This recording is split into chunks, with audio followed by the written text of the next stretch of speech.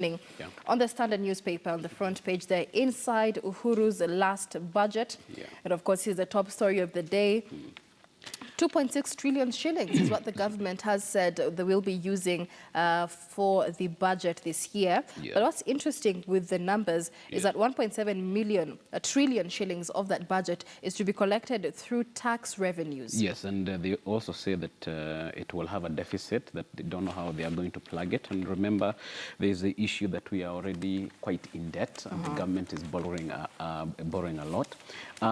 But Michelle, remember we have a new look standard, and I think it looks good. It does look really good. I think it looks good. Even the insides, the fonts look good. It really is a change. And a lot of very exciting segments. Yes. It's a lot more informative than it was before. Yeah. And remember the question we're asking our viewers this morning is whether they're expecting anything new from the budget. From the budget. Today. Are you expecting anything new? I have mixed feelings about this one, especially because it is a budget that is coming before the elections.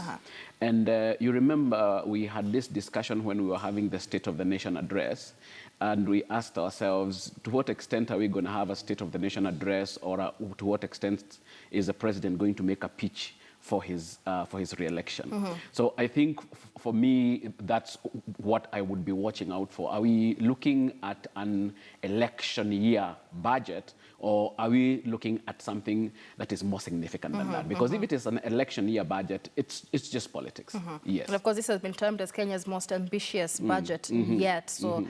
And you ask yourself, where is the ambition?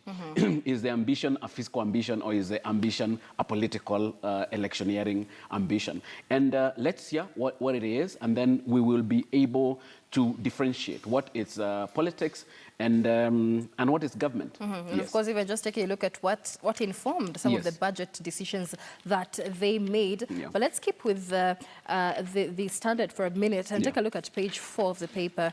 And it's a rather interesting story. Al-Shabaab now turning to prisons to recruit, and militant agents are now targeting vulnerable inmates, especially those facing serious crimes that could get them capital punishment and have nothing to lose. And this is nothing new on the papers this morning, but also on page 4 now. Because of that, Kenya is yet to set up prisons for terror suspects alone. Is that a good move? I think the fact that it hasn't already done this is a big problem. Remember, Michelle, terrorism feeds off disenfranchisement and a sense of desperation. It taps into feelings of frustration. It taps into feelings of anger.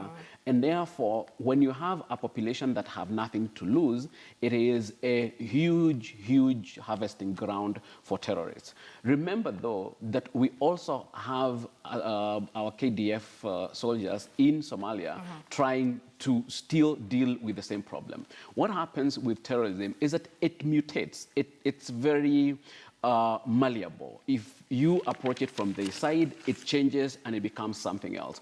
So I think the setting up of prisons for terror suspects is long overdue, and probably that is the gap that have allowed them to get into our prisons and start recruiting our people. Right. Yes. And of course, I mean, it's something that is definitely going to reduce the spread of radicalization in the country. And when you take a look at page 17 of the paper, this is the celebration. The new look standard hits the market. And we have pictures there of Standard Group CEO Sam Shelley at the launch of the paper. And yesterday we saw a lot of Standard Group staff and KTN News reporters and anchors go out and